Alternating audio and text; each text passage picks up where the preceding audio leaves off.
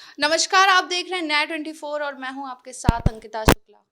लोकसभा चुनाव 2024 का बिगुल बज चुका है और यूपी की 80 सीटें सबसे ज्यादा चर्चित है क्योंकि यहां से जो जीतेगा उसका सीधा सीधा असर लोकसभा चुनाव की दिल्ली की गद्दी पर दिखेगा। तो यूपी की बात की जाए तो मुख्यमंत्री योगी ने भी पूरी तरह से अपनी कमर कस ली है कि बीजेपी को यहां से 80 सीटें दिलानी है।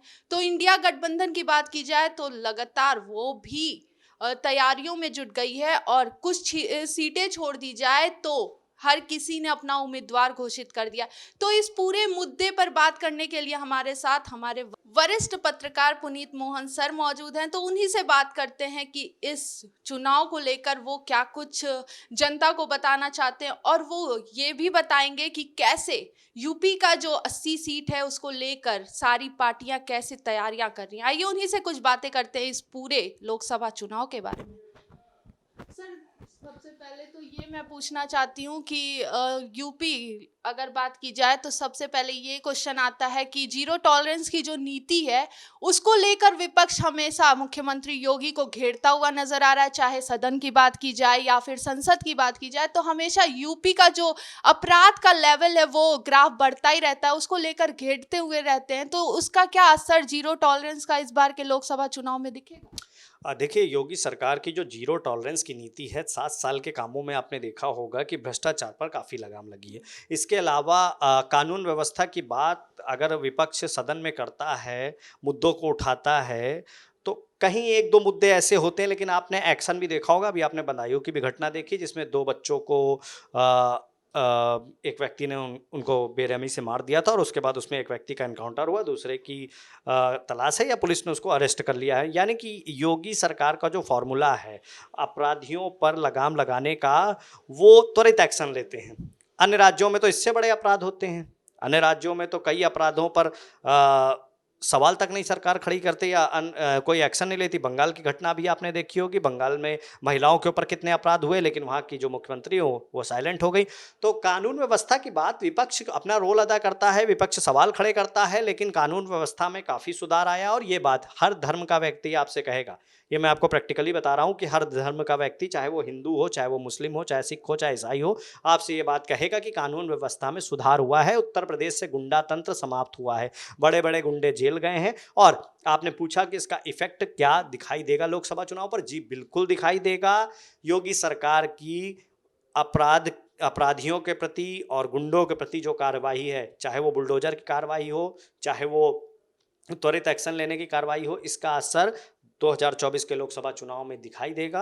विपक्ष, जो उनके सांसद हैं, वो संसद में सवाल खड़ा करते हैं, जो उनके विधायक हैं, उत्तर प्रदेश विधानसभा में सवाल खड़ा करते हैं, वो अपना रोल अदा कर रहे हैं, कहीं एक आध मुद्दों को उठाते हैं। लेकिन अगर पीछे के ग्राफ देखे जाएँ, समाजवादी पार्टी की सरकार देखिए, उससे पहले की सरकारें देखिए, तो अपराध अपने चरम स्तर पर जाता हुआ कई बार दिखाई दिया। कई बार डैमेज कंट्रोल करने के लिए मुख्यमंत्री को खुद सामने आना पड़ा। लेकिन आपने देखा, अभी आपने हाल ही में देखा कि अयोध्या में राम मंदिर का निर्माण हुआ, दूसरे दिन लाखों की संख्या में लोग वहाँ श्रद्धालु पहुँचने लगे। मुख्यमंत्री को जैसे ये जानकारी हुई, मुख्यमंत्री तुरंत हेलीकॉप्टर से लखनऊ से अयोध्या निकलते हैं और खुद वहाँ बैठ कर के देखते हैं कि भाई जो श्रद्धालु आ रहे हैं, इनको कोई अव्यवस्था का शिकार ना हो और सुरक्षा व्यवस्था पूरी तरीके से टाइट रहे, क्योंकि लाखों लोगों की भीड़ है, ऐसे में कोई हादसा ना होना पाए। तो जाहिर तौर पर कानून व्यवस्था को लेकर के मुख्यमंत्री योगी आदित्यनाथ का जो रुख है, वो काफ़ी साफ है और गुंडों के ऊपर कार्रवाई हो रही है और इसका असर दिखाई जरूर देगा। सर, 22 जनवरी को पूरे देश ने देखा, दुनिया ने देखा, राम मंदिर का मुद्दा जो था बीजेपी का, जिसको लेकर वो हमेशा से चुनाव का एक एजेंडा फिक्स करते थे, तो राम मंदिर भी बन गया और लोग वहां पे जा रहे हैं दर्शन करने। उसको लेकर भी विपक्ष कह रहा है कि उन्हें हमेशा चुनाव से पहले ही ये मंदिर के मुद्दे हों या फिर बात की जाए महिला आरक्षण की, वो सब क्यों चुनाव के टाइम ही बीजेपी को याद आती है? देखिए, अगर राम मंदिर की बात करेंगे तो वो हिंदुओं की आस्था का प्रतीक है और राम मंदिर के निर्माण का सपना हर हिंदू ने देखा था। और 2024 के लोकसभा चुनाव में अगर आप मुझसे पूछें कि क्या अयोध्या में जो राम मंदिर बना है उसका असर दिखाई देगा, तो बिल्कुल दिखाई देगा। केवल अयोध्या ही नहीं, उत्तर प्रदेश में जो मंदिर हैं, जो तीर्थ स्थल हैं, उनका जीर्णोद्धार हुआ, काफ़ी निर्माण कार्य हुए। आप आज अयोध्या की शक्ल देख लीजिए, पहले का फैजाबाद जिसे कहते थे, या जो सिटी फैजाबाद था, जो अयोध्या सिटी है, वो पूरी तरीके से सिटी बदल चुका है। लाखों लोग अगर रामलला के दर्शन करने आ रहे हैं तो जाहिर तौर पर वहाँ पर बहुत से लोगों को रोजगार मिला है। कोई किसी ने चाय का स्टॉल खोला है तो किसी ने फास्ट फूड का खोला है, रोजगार मिला है। जो विपक्ष सवाल खड़ा करता था कि राम मंदिर बन जाएगा तो क्या उससे रोजगार मिलेगा? जी बिल्कुल रोजगार मिला है। केवल राम मंदिर की ही बात नहीं, इसके अलावा जो वहाँ पर छोटे-छोटे घाट थे, अगर पुरानी जो सरकारें थी, पहले की जो सरकार थी, मैं किसी का नाम नहीं लूँगा, अगर वो चाहते और उनको थोड़ा-सा डेवलप करते तो वो एक टूरिस्ट प्लेस होता है या लोगों के घूमने फिरने का एक स्थल होता, लोग वहाँ पर जाते और शाम को एंजॉय करते और आसपास जो दुकानें होती उनसे वो खरीदारी करते, कुछ खाते पीते तो 4 पैसे की आमदनी भी जो दुकान लगाए होते उनको होती। लेकिन होता क्या था कि ये जो घाटें थी अव्यवस्था का शिकार थी, यहाँ पर हमेशा अराजक तत्वों का जमावड़ा लगा रहता था, नशे करने वाले लोग बैठे रहते थे। लेकिन जब से जीर्णोद्धार हुआ, मैं गुप्तार घाट की बात करता हूँ, मैं लक्ष्मण कुंड है वहाँ पर, आप देखिए वहाँ डिजिटल शो चलता है शाम को तो भीड़ होने लगी। अब गाँव के आसपास के जो लोग थे जो दूसरे प्रदेशों में जा कर के नौकरी कर रहे थे उन्होंने अपने ही गाँव के आसपास दुकान खोली, आज वो अच्छा पैसा कमा रहे हैं। तो जाहिर तौर पर मंदिर से रोजगार भी मिला है और अयोध्या एक मुख्य मुद्दा था सर, लेकिन इसी अब से नहीं है। रिलेटेड एक और क्वेश्चन है। विपक्ष लगातार सवाल करता है कि क्या मंदिर खाने को देगा? आप बनाते तो हॉस्पिटल बनाते, एजुकेशन पे बात करते हैं, लेकिन मोदी सरकार की बात की जाए और राज्य सरकार में मोदी योगी सरकार की बात की जाए तो वो कभी भी रोजगार पर मुद्दा नहीं उठाते। अभी देखा गया था कि पेपर लीक की जो सबसे बड़ी फेलियर था वो भी योगी सरकार ही साबित हो रहा है। तो इसको लेके आप क्या कुछ कहेंगे? देखिए अगर आप स्वास्थ्य की बात करेंगे तो स्वास्थ्य में क्योंकि लोकसभा का चुनाव है और ये रिलेटेड है केंद्र सरकार से, केंद्र सरकार की आयुष्मान योजना से काफ़ी लोगों को लाभ मिला है। आप भी अपने रिश्तेदारों में या परिचितों में पता करेंगे तो आपको भी जानकारी होगी कि आयुष्मान कार्ड जिनके पास है उनको 5 लाख तक का जो इलाज है वो मुफ्त में हुआ है। देखिए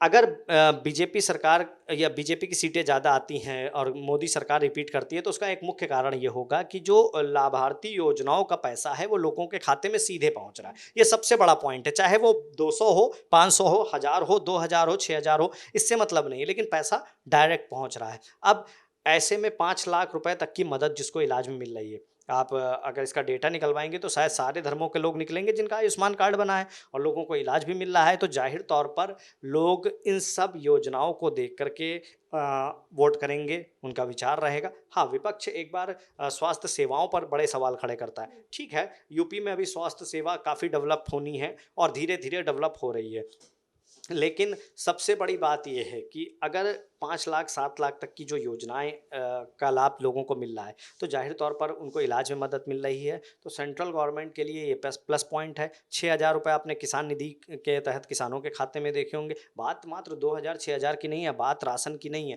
लेकिन योजनाओं का लाभ डायरेक्ट आदमी को मिल रहा है, ये सबसे बड़ी बात है। और विपक्ष इसको मुद्दा जरूर बना रहा है, लेकिन इन योजनाओं का इफेक्ट लोकसभा चुनाव में जरूर दिखाई देगा। सर, आजकल बहुत ट्रेंड चल रहा है मोदी का परिवार, जिसमें देखा गया था कि सारे बीजेपी के जो वरिष्ठ नेता थे, या फिर बात की जाए अपने यूपी के मुख्यमंत्री योगी आदित्यनाथ की, तो उन्होंने भी अपने सोशल मीडिया अकाउंट पर मोदी का परिवार बना लिया।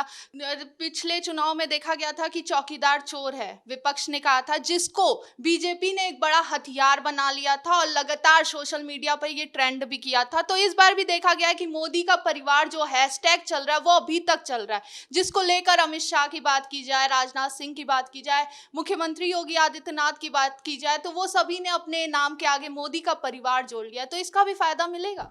जी बिल्कुल, देखिए सोशल मीडिया अब एक प्रमुख हथियार बन चुका है लोगों तक अपनी बात पहुंचाने का। और अगर मैं यूं कहूं कि इस बात को सबसे पहले बीजेपी ने जाना, तो आपको ऐसे समझना होगा कि 2014 में अगर पीएम मोदी देश के प्रधानमंत्री बने तो उसके पीछे कहीं ना कहीं सोशल मीडिया का एक बहुत बड़ा रोल था। लोगों के मोबाइल पर, लोगों की टीवी स्क्रीन पर, डिजिटल मीडिया में सब जगह मोदी मोदी मोदी मोदी छाया हुआ था और मोदी का इफेक्ट दिखाई भी दिया। अब आपने बात करी कि कभी ट्रेंड करता है चौकीदार चोर है तो कभी मोदी का परिवार। देखिए विपक्ष अपने हथियार यूज़ करता है, उन्होंने चौकीदार चोर है वो किया, उसको ट्रेंड किया, लेकिन बीजेपी सरकार ने इसे कटाक्ष माना और सीधे तौर पे कहा कि जो देश के प्रधानमंत्री हैं, ना तो उनका अपना घर परिवार से कोई लेना देना रहता है, ना वो अपने लिए पैसे इकट्ठा कर रहे हो, तो देश की सेवा के लिए समर्पित हैं, और इस तरीके के आरोप उन पर लगाए जा रहे हैं। और एक जो गरिमामयी पद है उसको इस तरीके से कहा जा रहा है कि चौकीदार चोर है, उसको विपक्ष ने बहुत भुनाया, लेकिन बीजेपी ने सीधे तौर पर उस पर अपना सख्त रुख अपनाया। अब की बार मोदी का परिवार चल रहा है, तो जाहिर तौर पर पीएम मोदी ने आह्वान किया था कि पूरा देश मेरा परिवार है, और उत्तर प्रदेश की वाराणसी सीट से वो सांसद हैं। और जब उन्होंने ऐसा आह्वान किया तो जो बीजेपी के नेता हैं ए टू जेड, नीचे से लेकर के ऊपर तक की, जो छोटे से लेकर बड़े तक है, सबने अपने ट्विटर हैंडल पर मोदी का परिवार लिखा। देखिए ये सब हथियार हैं, इन्हें हम अस्त्र कहेंगे कि जाहिर तौर पर अब सोशल मीडिया का ज़माना है, तो कभी वो लेकर के आते हैं मोदी का परिवार है, तो कभी वो चौकीदार लेकर के आते हैं, ये सब चलता रहता है। लेकिन लड़ाइयाँ मुद्दों पर होती हैं, विचारधारा पर होती है, और जाहिर तौर पर कांग्रेस कई सवाल खड़े करती है। अभी जिस तरीके से सुप्रीम कोर्ट ने एसबीआई से चुनावी फंडिंग का डाटा मांगा था कि पार्टियों को कितना फंड मिला है, उसको लेकर के काफ़ी हंगामा बरपा। लेकिन विपक्ष चाहे जितने मुद्दे उठा ले, बात अगर आप उत्तर प्रदेश की करें या उत्तर प्रदेश के अलावा अन्य प्रदेशों की करें, विशेष तौर से उत्तर भारत में, तो कहीं ना कहीं कांग्रेस कमज़ोर नज़र आती है। राहुल गांधी की यात्रा का कितना इफेक्ट दिखाई देता है, ये तो इस लोकसभा चुनाव के नतीजे में सामने आ जाएगा। लेकिन उत्तर प्रदेश में समाजवादी पार्टी के साथ उन्होंने गठबंधन किया। अब हाल ही में देखिए कानपुर में जो उनके एक पुराने नेता थे वो बीजेपी का दामन थाम लेते हैं, तो अब वहाँ पर कांग्रेस को प्रत्याशी ढूंढना है।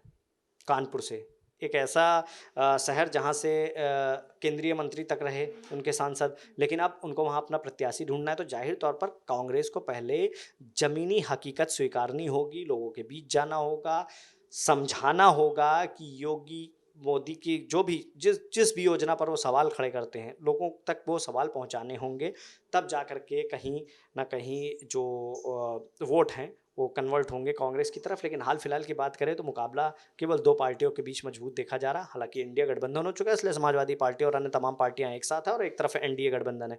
लेकिन अगर बात ऐसे करें तो जाहिर तौर पर बीजेपी और समाजवादी पार्टी के बीच मुख्य टक्कर है। सर एक आखिरी सवाल है, महिला सुरक्षा को लेकर योगी सरकार लगातार जो अपनी नीति है वो बदलता आता है। योगी आदित्यनाथ कई बार स्टेज के थ्रू बोल चुके हैं कि जो भी हमारी बहन बेटियों को छेड़ेगा वो अगले चौराहे पर पुलिस उसे यमराज के पास पहुंचा देगी। तो विपक्ष ये भी कहता है कि ये सिर्फ हवा हवाई है, अभी तक इस पे कोई भी कार्रवाई नहीं हुई है, और हमेशा यहाँ पर आज भी महिला सुरक्षा को लेकर यूपी सबसे पिछड़ा हुआ है।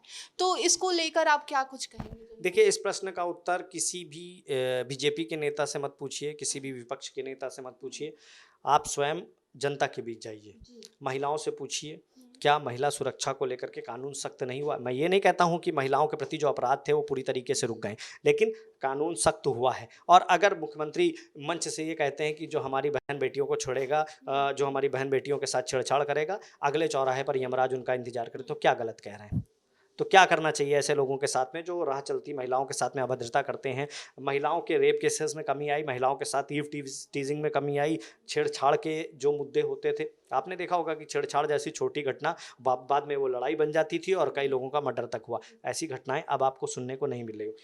ये बात सही है कि विपक्ष अगर सवाल खड़े कर रहा है कि महिला सुरक्षा को लेकर के सरकार ने जो वादे किए हैं वो पूरे नहीं कर पा रहे हैं, मैं इस बात से डिनाई नहीं करता हूँ कि महिलाओं के प्रति अपराध एकदम ख़त्म हो गया है, लेकिन बहुत अधिक कम हो गया है, बहुत अधिक कम हुआ है। और जाहिर तौर पर कानून व्यवस्था का जो योगी सरकार का काम करने का तरीका है, चाहे वो अपराधी के घर पर बुलडोजर चलाने का हो, चाहे वो इनकाउंटर करने का हो, दूसरे प्रदेश भी इसको एक्सेप्ट करते हैं, तारीफ़ करते हैं। अगर आप दूसरे प्रदेशों में भी जा करके पूछें, योगी सरकार बाबा का बुलडोजर, पूरे देश में फेमस हो गया बाबा का बुलडोजर, एनकाउंटर, बाबा के एनकाउंटर। यही समाजवादी पार्टी की सरकार एनकाउंटर पर सवाल खड़े कर रही थी। लेकिन सबसे बड़ा सवाल ये है कि जब तमाम ऐसे माफिया जिन्होंने राजनेताओं का रूप ले लिया था वो सदन में बैठ रहे थे, मंत्री बने थे, और उनके जो गुर्गे हैं वो अपराध करते थे, गुंडई करते थे, ज़मीन कब्जा करते थे, उनके जो चेले हैं वो लड़कियों को, महिलाओं को छेड़ते थे, और जो उनके चेले हैं वो अपने आका को फ़ोन करते थे, और जो